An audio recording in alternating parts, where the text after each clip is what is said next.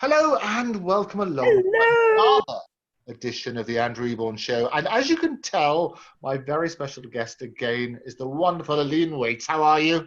Oh, yes, I'm all right, thank you. There's some strange light on me. Just a minute. A little bit of, oh no, Oh, you've that's got a glorious worse. Is that glow. better? And not only do you have a glorious glow, you were telling me earlier you went out specially to the experience of going to the hairdresser after this little, No, that's quite wrong. I didn't was do it that. the daily visit? Was it I good? went out to do some shopping at Boots. And how was And that? while I was at Boots, I have got some light on my face. As I went to Boots, I suddenly thought I'd like to have my hair cut. So I went to a place called Hobbs, and they did all that. They cut my back of my hair. That's what it was. It was the back of my hair, because what had happened is that it had grown very long at the back, because my hair grows very long at the front, very long at the back, and so he had to cut the fringe and cut the back. And how did they cope in lockdown? Did they have all the appropriate sort of masks on and exciting things like that? Yes, they all had masks on. But what was so strange that the Italian bloke who was doing stuff had a mask on, and I could hear every word he said. I thought he was English, actually.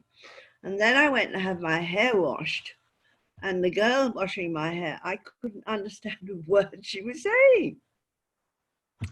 And so I said to him, "Where do you come from?" And he said, "Italy." And I said, "Where did Holly come from?" And she said, I can't remember. But anyway, it was somewhere in the East End. So I was Yeah, embarrassed. well, London now is one of the world's greatest melting pots. I remember when we had the Olympics over here, and I was involved with Octopus. We were doing all sorts That's of right, things. yeah.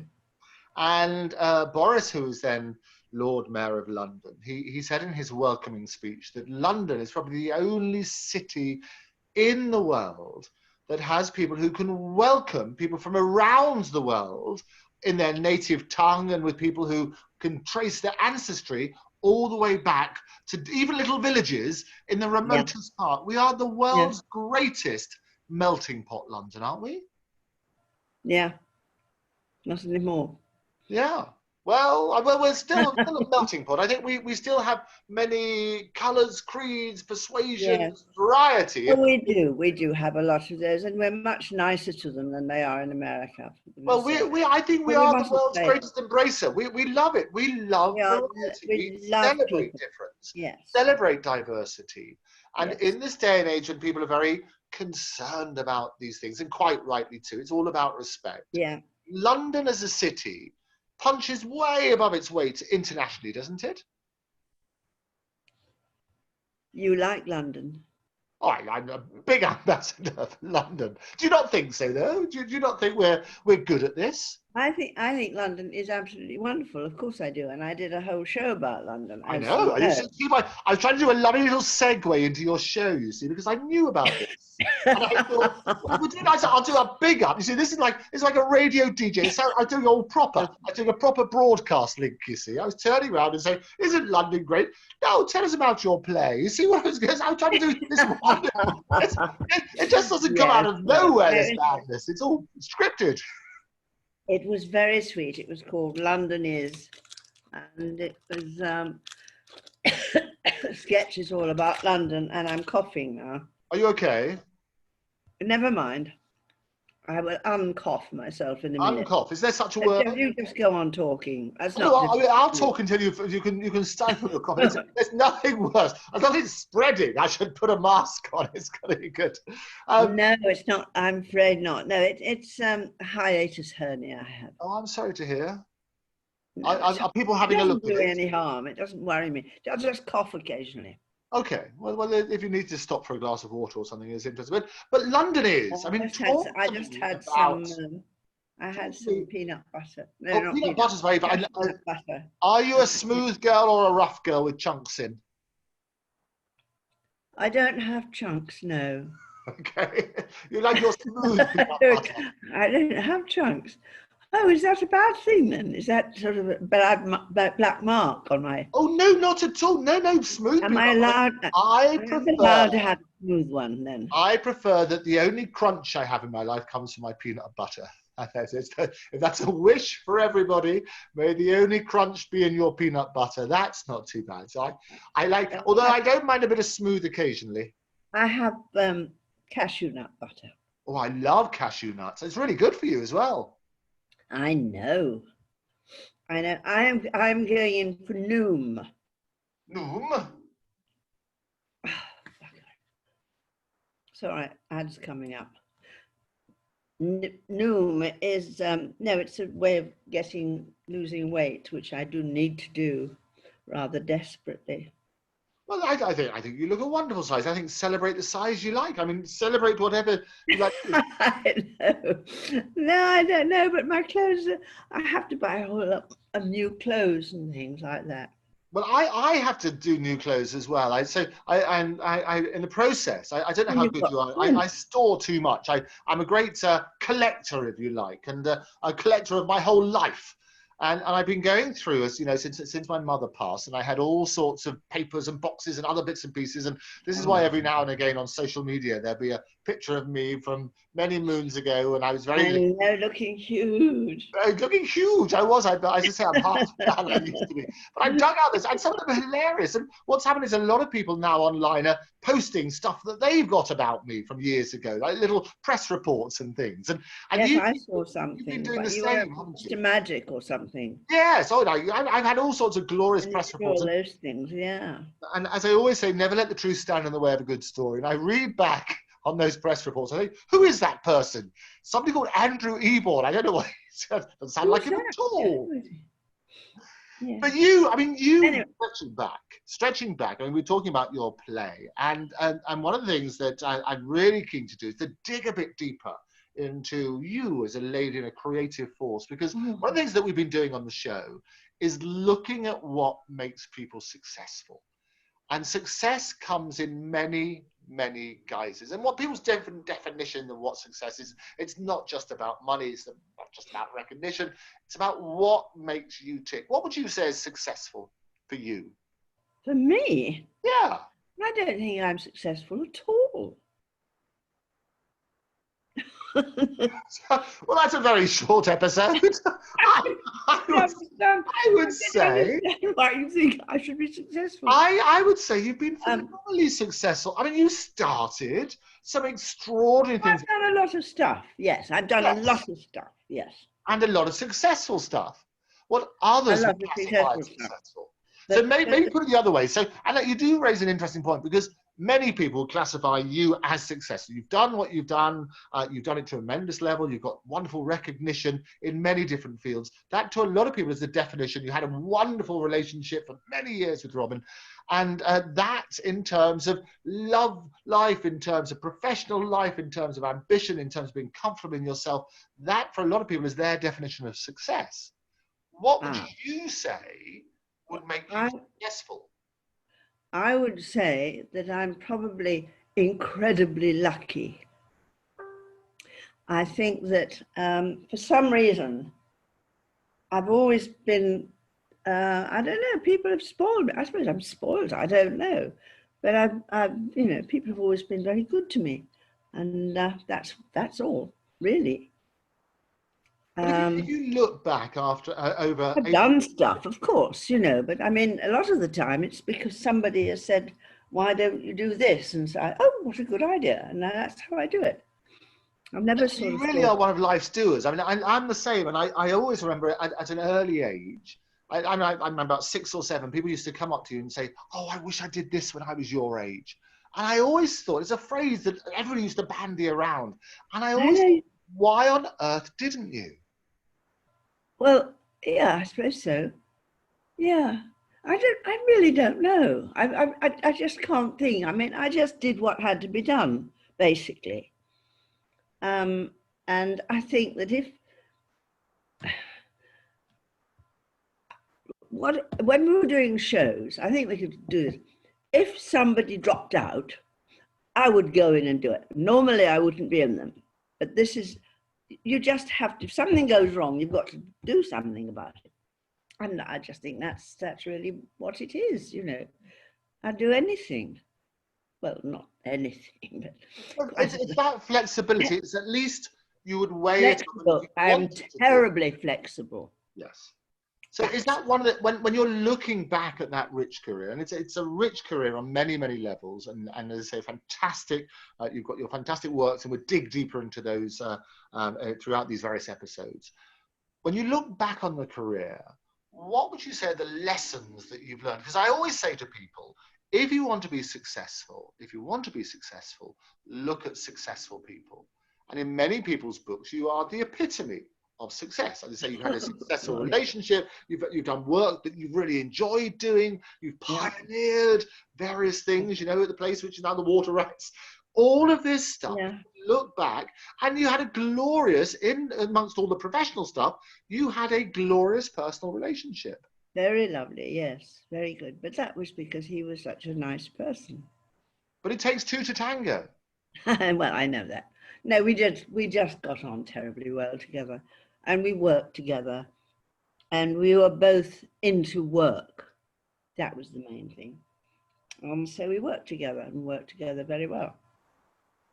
So I'm going to take this out of my mouth now. I'm sick of it. Excuse me. That's okay. That's very, very good. There we are. So when you're looking back, and I say if you're looking at key elements, firstly, do what you want to do. Procrastination is the you have to do what you have to do. Yes. Get on with it. And if you look back, what would you say when you started quite young, and as you say, Robin took you to a part. He romantically told you that. I think that was not the beginning. I mean, that was just an interlude, you know, long before we actually got together, you know, miles and miles before, because we didn't, and nothing happened then, because I just, you know, well, I didn't, you know, I was too young. Anyway, so yes, but I mean, I had known him for a very long time, so that was how we became friends, and we always, when we bumped into each other, we just talked for hours, you know, and laugh a lot, things like that, until we, you know, we actually eventually got together in Horsens, in Denmark, in Horsens. And I told you about that. Was there a catalyst for that? What? Was there a sudden spark that something really? Yes, as you said, many years earlier. I was running the show, so I was going ahead to do other shows and things like that, and put up things, start other places for the show to go. And I went back to Horsens, and there was a party, and everybody was saying, "What do you want? What is your biggest wish in your life?" You know, that sort of silly games. And I said, "I wish to die without pain."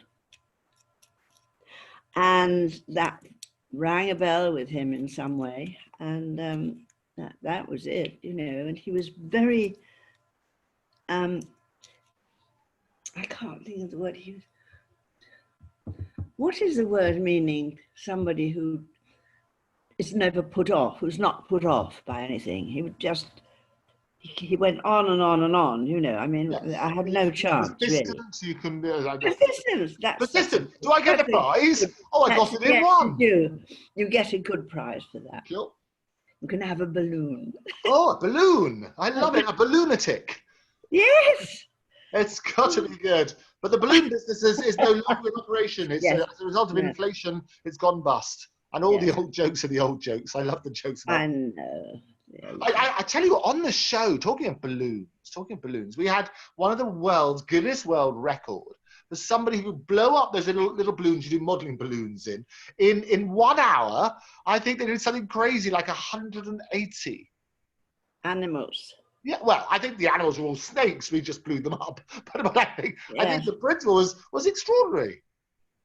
Very strange. Yes, I know. But there are people who do it, aren't there? There are balloonists. Balloonatics, I like to call them. Lunatics, and they blow up long balloons and then twist them into Well, yes, animals. I do that myself occasionally. I have been known to make a I'm little sure dot. you do. I've tried my hands and everything. Something you do. Yes, it's definitely something you would do. That's definitely something I would do. I can see you doing it. To worry the folks at home. So you've got But to you're right.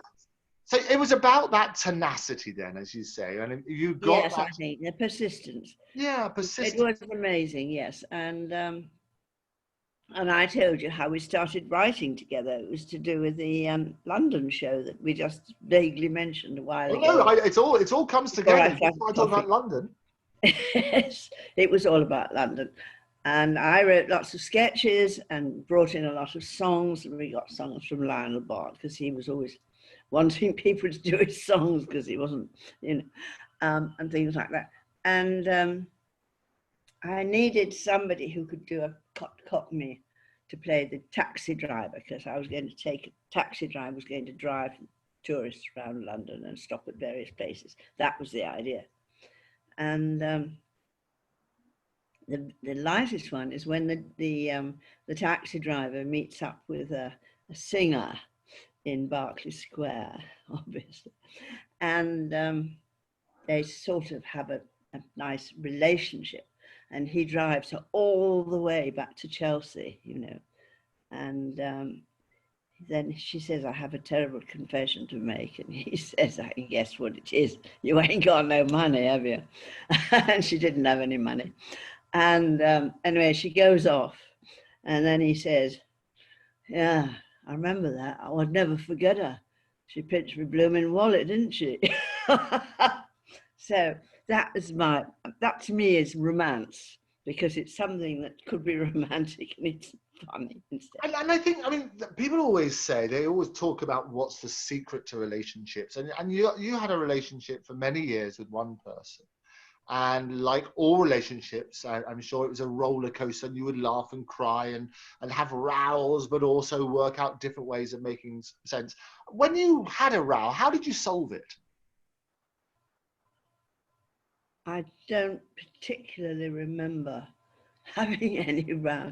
No rows at all. Everybody. Yes, there was one. There you go. He used to drink, right? And I had written a scene. We were doing something about Hampstead Heath, and I'd written a scene for him and somebody with jokes in it. It wasn't very good, so it was quite right. But we went out to dinner, and we had a little wine before the show, which is very unusual. And so he died when he was doing the scene. And I was so cross and so upset that I booked my ticket to Seattle. And I went off the next day to Seattle, yeah. And while I was there, I did a lot of things while I was there. I made an arrangement to do Fanny's Revenge there. And I cast it. I had the auditions there, and I cast it in America. And then I came back. But that was what I did. But my agent rang him and said, we do love you, we do love you. As Americans always say that. It was, but that was the only time I really got cross, I think. But then I was sort of saying, well, how did you resolve the row? You ran off to Seattle. I went to Seattle, yeah. Yes. But how did you patch it up? So the agent came... No, nothing to patch up, because by the time I came back, we were all in the middle of, I'd got the cast organised and everything. Anyway. And, we were ready to go. And we did the show in September. I can't remember when it must have been some early bank holiday we were doing the show about, but that was what it was. It was a show about Hampstead Heath. Right. Yeah. And so anyway, I can't really remember things like that. No, but it's good, and maybe that's one of the secrets to not holding on to it, because so many people. But we didn't know. I don't think we ever talked about it afterwards. Yeah. I don't think we ever mentioned it again. Well, I and was maybe, very, very cross at the time. You know. yes, and people do. I mean, that's the honest answer. People are people. You're going to have moments when you're cross, and moments when you're happy, and moments when Yeah, you're not. yes. And if you I mean, I'm recognise that, very, very rarely cross with Robin for some reason because I don't know. He was just right. You know, it was just no, I can't remember anyway. I yes, can't remember. and And that's maybe when somebody dies, you do tend to sort of forget the bad things. well, it's always, and you get this with social media now. When people do die, you have this massive, people who maybe don't even know them very well. You have this massive outpouring of grief. And we often say it would be so nice, whilst they're here, if you'd said all of those nice things directly to them. No, we said nice things to each other all the time. Yes, and that's great, isn't it? That, And I I mean, think that, that was one of the things we did. Yeah, every day we had to reaffirm our friendship. and so when you're looking back, and people, as I say, learning from people who are successful, and you are successful from many people's eyes, the tips that you would give them, you look back at your life and say, okay, this is what you've always been you. You've always you've been real in terms of that. You've done what you wanted to do. You haven't put it off. You've addressed things directly. You've been persistent. So you make sure that things actually may not happen the first time, but you continue doing it. Are there any things that you would change? Anything you would do differently looking back?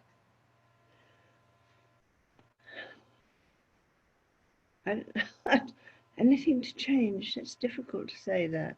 I mean, I often think, what would have happened if I hadn't done this instead of that?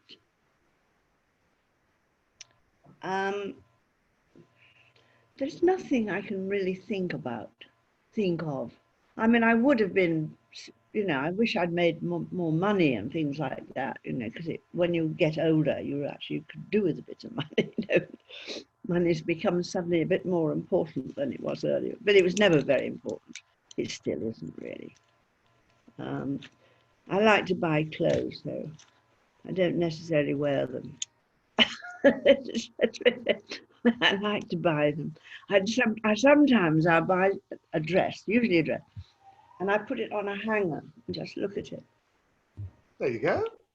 I know. I remember seeing beforehand, you had a whole rail. You have a whole rail of wonderful clothes. I have a whole rail of black dresses, yes. Yeah, I've seen it. It's stunning. Sometimes I don't use, sometimes I never wear them. No, but you're not alone. As I say, clearing out my mother's property very recently. Oh, yes. I remember yes, going on shopping. Yes. Lots of things are still in the packaging and things. And I'm sure you're not alone. My mother had fur coats. She liked fur coats. And of course, after she died, nobody wanted any fur coats. And they all went into skips, you know. It's always a shame, isn't it, looking back? But people used to come and pick them up there, you know, as the skips. But, you know, you couldn't, it was at a time when you weren't allowed to wear fur coats, you know, because people would throw things, paint. Oh, no, I know. It's and that whole, there's still people who protest outside shops yes, I know. and as I say, that this is one of the great things about London, is that you're free to have an opinion. I mean, as long as it's within the law and you're not breaching that sort of side, you can generally express your opinion. And I always say, jaw, not war, war. It's good to get people to discuss things. To talk. I know. Well, I think this is so important. And of course, you did the wonderful canned laughter thing, which I think is tremendous. And because actors have this problem that they've always got to be entertaining, and you can't be entertaining if you're miserable. You know, and I, you know, sometimes if I'm feeling depressed or something, oh, I can't ring anybody up because I'd be just, you know, I'd be boring. And this is the thing that actors have to cope with all their lives, that they've always got to show a jolly face. Yeah, and it is, and what I like, and it was Linda Rifkin who sort of talked about it as well, and during one of the canned laughter sessions, she was sort of saying, I mean, the whole thing about even equity, and we launched, as you know, in Equity's head office, and just in the throbbing heart of Theatreland. And what they said is that the emblem, which we use with the comedy and the tragedy mask, that perfectly personifies the creative's life, doesn't it? Because outside, we all have to be all singing, all dancing, all jazz hands. Can you see no, you can't see my ring, can you? I can't see your ring. Let's have a look. I can if you hold it up. You're talking about your ring or your ring? Oh, here we are. Let's have a look. There we are. Talk to me about it. What's your ring? Well, see, you can see what it is. Oh, there you go. Absolutely see the comedy. And where did you get that from? Oddly enough, I got it from, oh God, Mexico. Oh, from God. Well, God's generous with his rings. I got it. Yes, God Gave you the ring. But I got it in Mexico. Okay. In Tijuana, because there was a man who had a silver stall or something. I can't remember exactly what it is, but I remember that he gave it to me and he said, you like this. And I bought it, but it was not very expensive. And I bought it, and people keep wanting it. My friend Ashley, who was my stage manager, Waiting in the Wings, and she really, really wants it, So I really, really won't give it to her. I leave it now. She'll write it. I leave it to her in my will.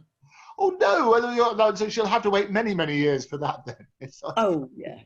50 or so years, yeah. No, we love it. But it's the perfect symbol, isn't it? And you sort of turn around. And so often, we've talked about this previously in the show, and you and I have discussed this on various occasions. It's always about wearing the mask, isn't it? Yes. And that's difficult because it's rather like a pressure cooker. If you don't let it out, which is why I talk about people having rows, and it's good to row. I always advocate it's better let it out rather than keep it in. Well, yes, that's right. I mean, if there was anything to say, one would say it. Yeah. I mean, that's the thing, isn't it? Yeah. Yes, absolutely. And I think people know where they stand then. And you can do it politely. Exactly. There are ways of saying things, but make that make sense.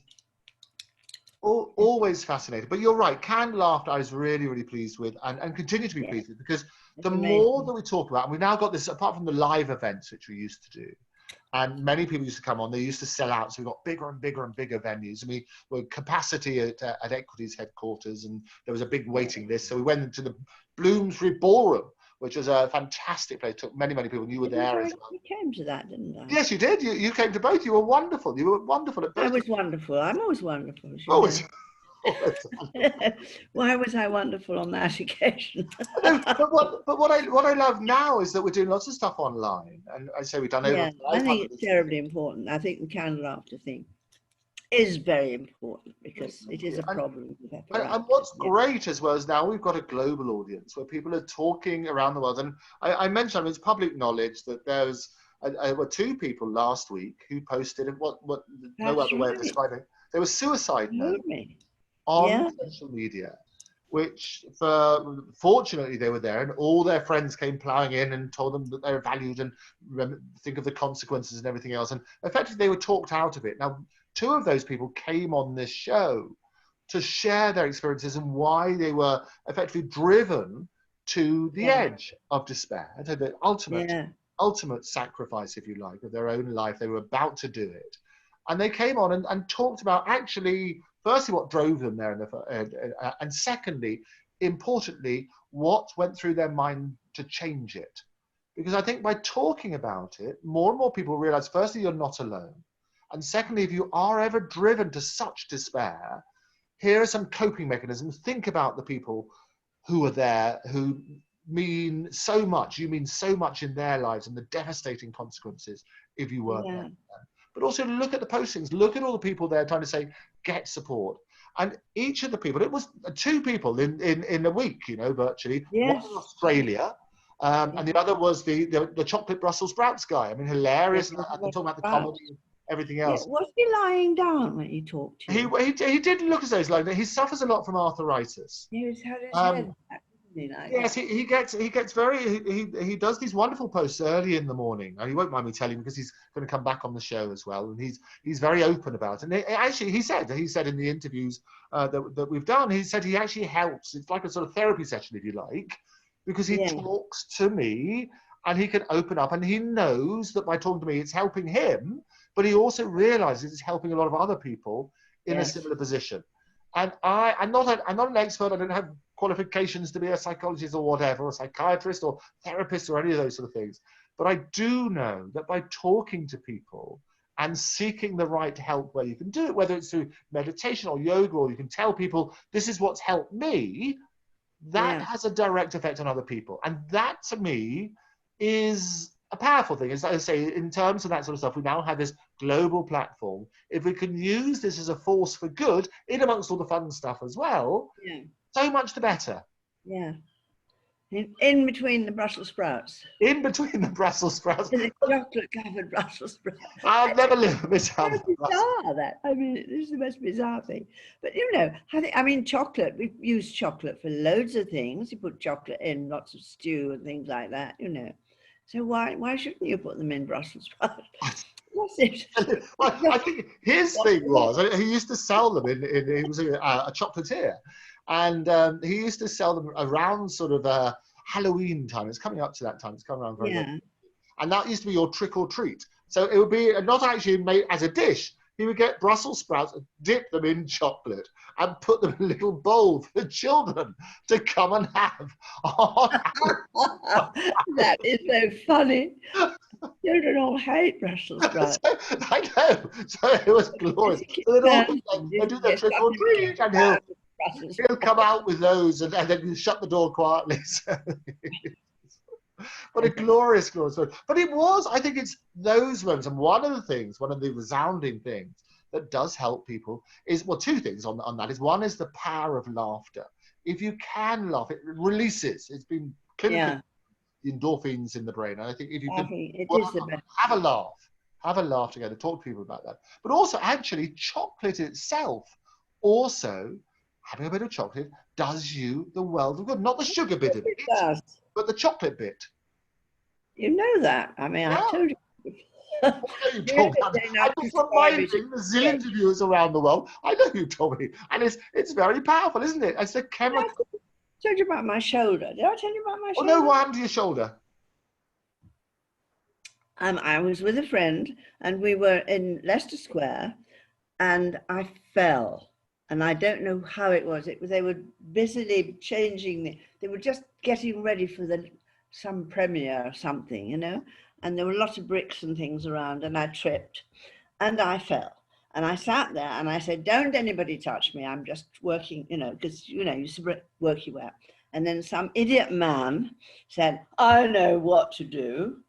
I said, "This is true," and he put his hand under my shoulders and lifted me up and dislocated my shoulder. Oh my goodness. A broken arm and a dislocated shoulder at the same time. So my friend just grabbed a cab and we went to UCH. And that was okay. And they gave me, first of all, they gave me morphine, you know, to start off with. And then they said, take paracetamol and ibuprofen together. So they gave me a lot of stuff. It's still in my cupboard. This was about 3 or 4 years ago. And what I did was I just had chocolate. Because what the chocolate does, it doesn't stop the pain, but it makes you put up with it. Oh, good. It's an extraordinary thing. And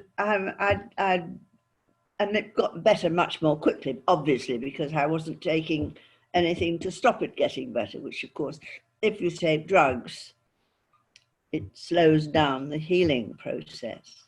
Did you know that?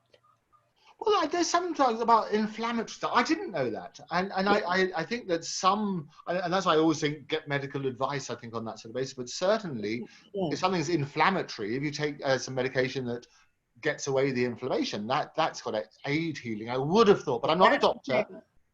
But you need the pain so that you know.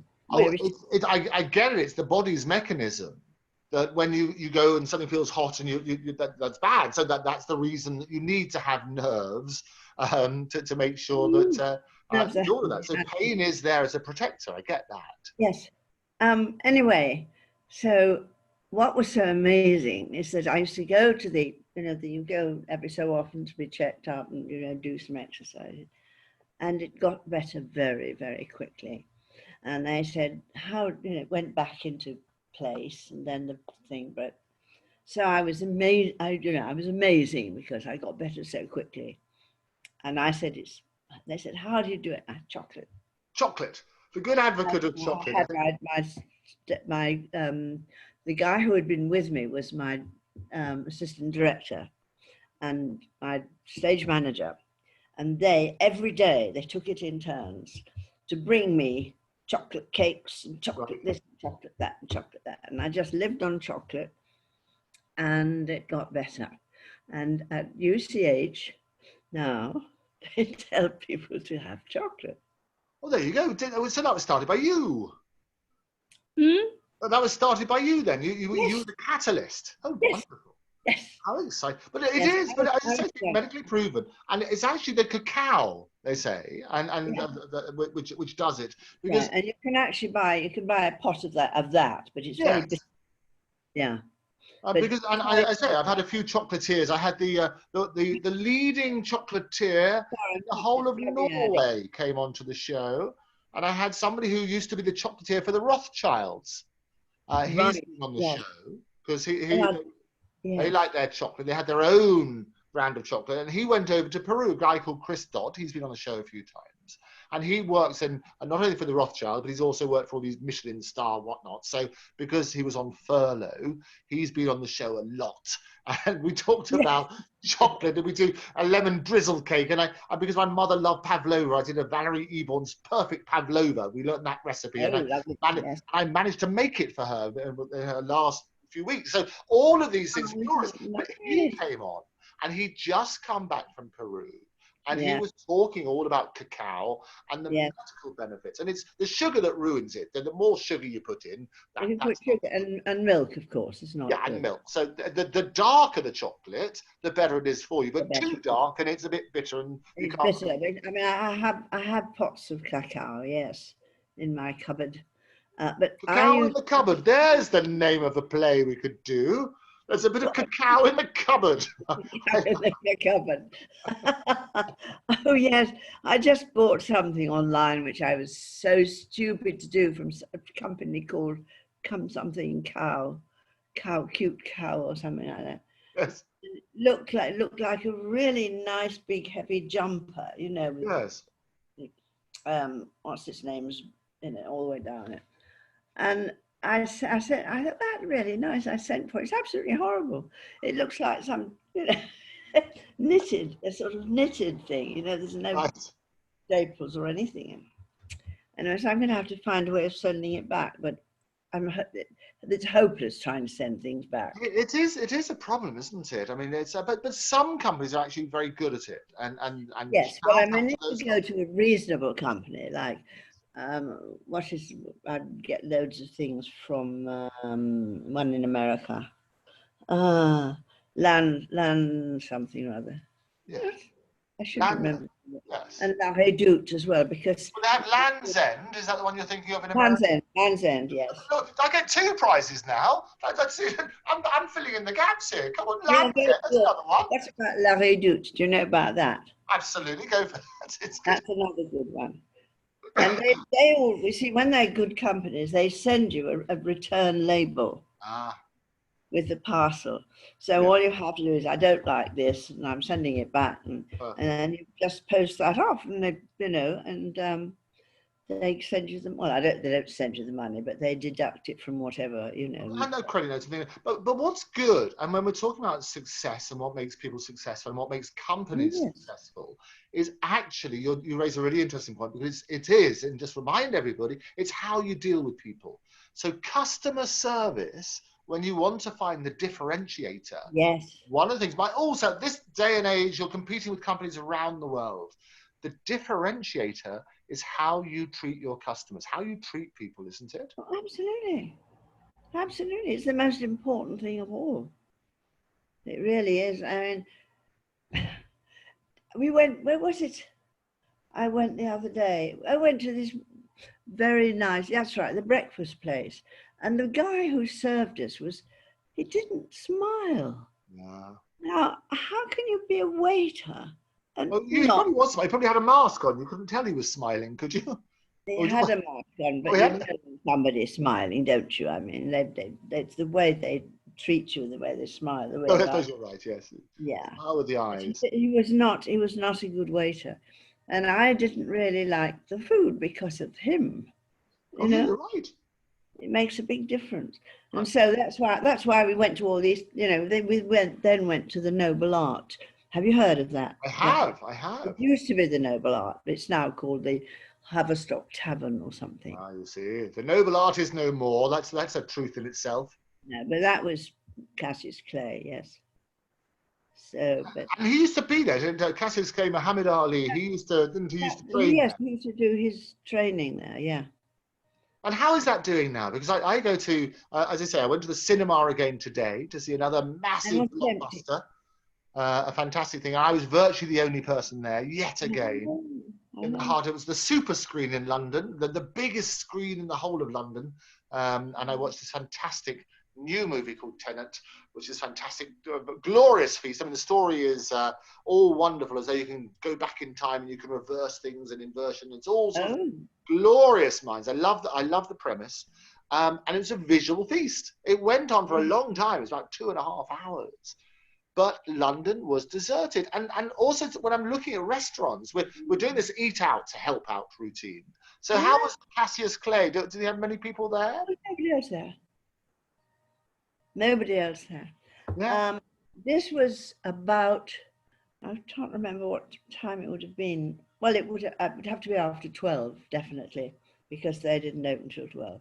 Yes. But there's nobody there at all. And so, we were just there and we had some beer. It wasn't English beer this time.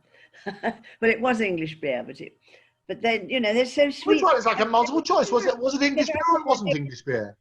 What? You say it wasn't English beer, but yes, it was. It's like Yes. a multiple choice. What I meant was it wasn't English beer called Atlantic. Oh, I see. Yes, okay. Yes. What was it called? I've forgotten that. Georgia, Atlanta, yeah. Yes. No, it wasn't. I think it probably called it was Atlantic or Atlanta or something like that, really.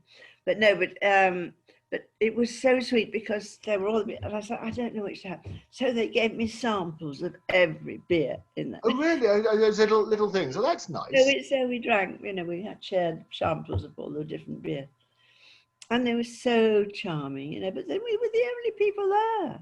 It is extraordinary. Well, I tell you what is good, and probably you can just hear because it's just started in the background, probably faintly in the distance. You may or may not be able to hear it, but Jesus Christ Superstar, because I live right by Regent's Park. Oh yes. And the open air theatre has now started doing these shows, and we've had Jesus Christ Superstar is there, so I get to hear. I leave my window open. I get to see and hear the whole show. I can look in. There's Jesus waving at me now. It's got to be good, fantastic. So people are coming back, but the difficulty is with the social distancing. The theatre normally takes 4 times as much, 3 times as many people. It's only over about 300, 400 people they can get in there now, and they're used to 3 times that number. Economically, it gets very, very difficult. It's the same with the Cassius Clay and these other pubs and various other places. If people don't go, economically, it's going to be a nightmare, isn't it? Yes, it is a disaster. But you see, the trouble, I think, we talked about Andrea Bocelli. Yes. How wonderful it was to have 16,000 people. Time to say goodbye. Yeah. And just to have 20 went to see Fanny and Stella. You could only get 20 people in, to see it in the garden. I've found a strange little place just down the road from me. I took a photograph of the entrance to it because it had a nice tree hanging over it. And I thought, that looks like a fascinating place, but I didn't want to go down it in case it didn't turn out to be fascinating, right? But today I went and had a look. Oh, good. And it is an enormous space with nothing in it, and much, much bigger than the Fanny and Stella place. And I'd got it all worked out where we could put the stage, we could have a green room. Oh, good. Oh, so let's put some shows. No, I love it. You belong to somebody. But I mean, it's it's got garages, so maybe people park their cars in there or something like that. It's good. A friend of mine in Canada, who I'm working with, a chap called Warren Campbell, he's doing these massive shows over there now, where people come in their own cars. You come in their vehicle, and you get a little bit of space, rather like the drive-ins that you have. Oh yes, the drive-in movies. And they're doing live concerts. You get a comedian online. You get acts. You get certain musicians. So people are trying to come back. Yes, indeed. Well, they were going to do 6, a drive-in, and then about 3 or 4 of the places they were going to do it had a new spike, and so they cancelled it all because it wasn't worth it, to have big gaps in between. It's a wonderful show. Have you seen it? Have you seen that show? I've seen a few shows. Yes, absolutely. Now, have you seen 6? No, I haven't seen 6. No. Oh, it's wonderful. Really. I saw it when it first arrived, and they did it without all the wonderful costumes and everything. They do it in now, and it was absolutely riveting. I thought, this is real theatre. This is new real theatre. And it is. They're telling the story of the 6 wives of Henry VIII. And it's very funny, and their songs are great, and the dancing and the costumes are amazing, because they wear the top half of Tudor costumes and fishnet ties. So it's sort of like a concert version, but it's just wonderful. Oh, fantastic. I look forward to that. Although when it opens again, it'll probably be called 5 because of the recession. So no, there were 6. There were 6 wives. I know there were 6. And then two girl orchestra. That was all. Just 2 girls being the orchestra. No, I'm longing for the days. It's wonderful. No, wonderful. I'm only longing for the days. But as I say, people need to be safe, but also a little bit more adventurous. I think within those sort of sets, I think places so. are open. I don't see why they can't do 6 at Regent's Park or somewhere like that. They should do. We've got a lovely open space. I say you can hear Jesus Christ Superstar in the background. But they need a lot of, yes, they have a lot of help, I think, the orchestras and things like that, background music. Well, it's always a joy to catch up with your wonderful new hairstyle and your tips on a lifelong career. It's exactly as if it's just less at the back. It's always a thrill. And just on the success thing then, finally, is that somebody starting in the business at the moment, what advice would you give them? Don't. That is what I always say to people who want to. It is, you have to be terribly strong. I mean, I was incredibly lucky. I mean, really, really lucky, because I never had any time out of work or anything like that. I mean, I just got one. Even when I was doing Dales, I was going off on tour and getting one job after another, but I was just lucky. But in those days, everybody was working. And if they weren't working, they would go to the labor exchange and get the dough. But of course, that doesn't happen now. I mean, otherwise, the place would be bankrupt. The labor exchange would be bankrupt. But because it's terribly, terribly sad now, really terribly sad. All right, the thing to do, if you want to go into the theatre, you must start as young as you possibly can. You have dancing lessons, singing lessons, all the things you've got to have, and learn to think. It's thinking. I've got a great thing about this thinking, because you can't just say words. You've got to find out exactly what's going on in the person's mind. And it's not easy. And a lot of people never, ever do it. A lot of quite famous people never, ever find out how to do that. But that's terribly important. But you should start young, definitely.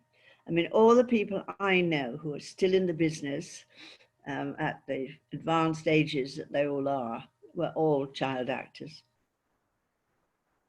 They live longer because they've stopped breathing. Well, they start breathing early, because the moving, dancing, right? Breathing, singing, and breathing is rather important if you want to live a long time. No, absolutely. I think knowing how to be, certainly lots of lessons there. But also, So, just even against that, because a lot of people are maybe a bit older, they wish they had started. I think the answer is start today, because you could still be a star. I mean, you take people like now Sir Thomas More. Remember what happened to the last Sir Thomas More, but the new superhero who was #1 in the charts at the age of 100 this year. oh, you mean, yeah, I heard that, Thomas. I see. I thought you meant, I meant There no, was Sir Thomas More, and he came to a sticky end. I hope this Sir Thomas More will have a better innings. A man for all seasons, yes. Exactly. But, gentlemen of the jury, there are many kinds of silence. Yes.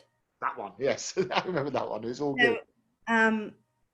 yes, but I do think it's important to start early, and that depends on the parents, of course. Right. But I see no reason why they shouldn't learn all these things at school.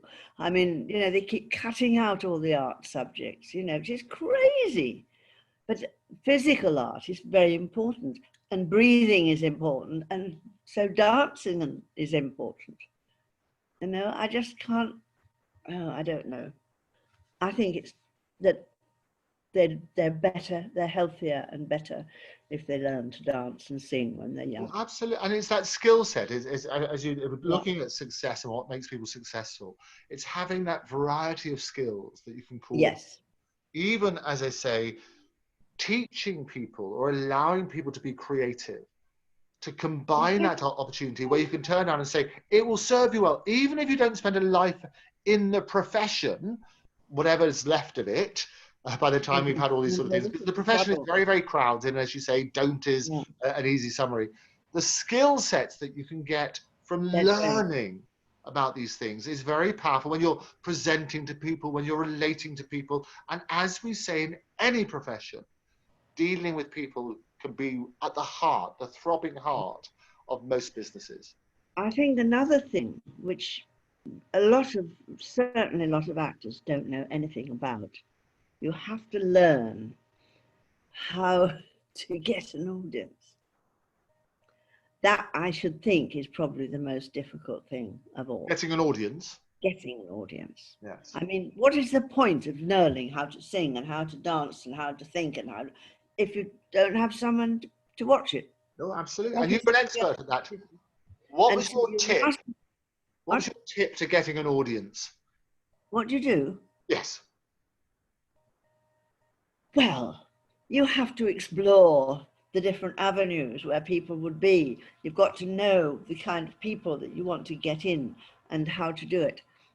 I mean, it's something that I did such a lot of that. And when I was in Hampstead, when I was doing somebody else's show in Hampstead, I got from 6 in the audience to people queuing up in the street.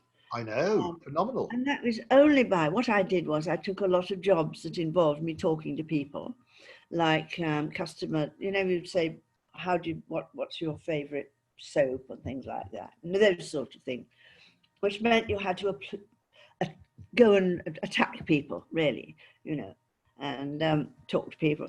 And also I sent out, knocking on doors was another one, because you knock on a door to ask people whether they want used Lux or whatever.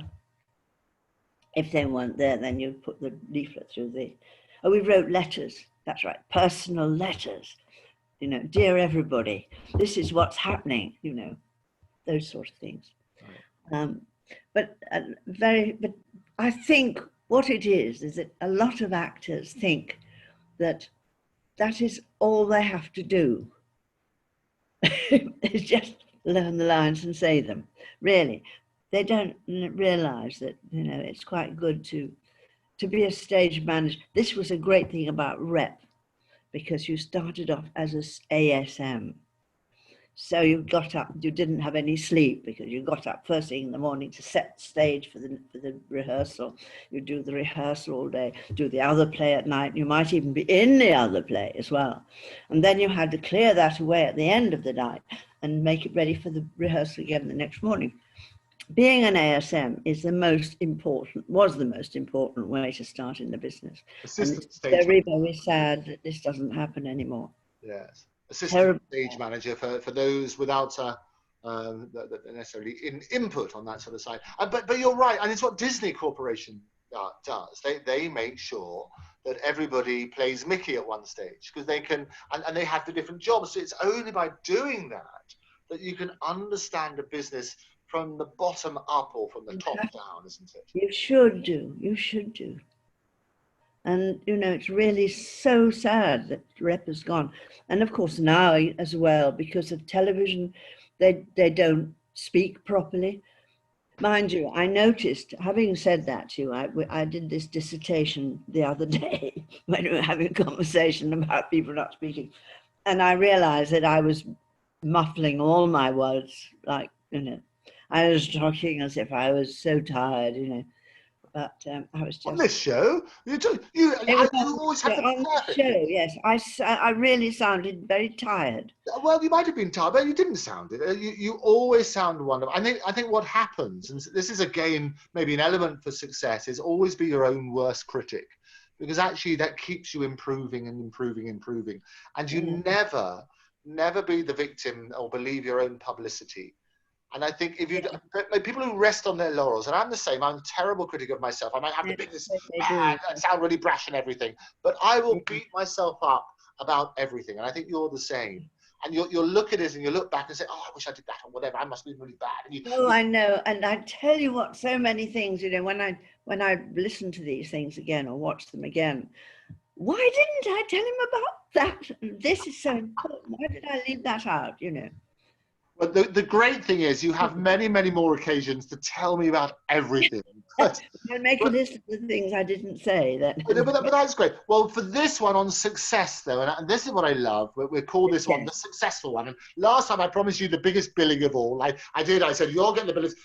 WAITES. And it's very good. And Andrew Eborn in brackets. I thought that was good.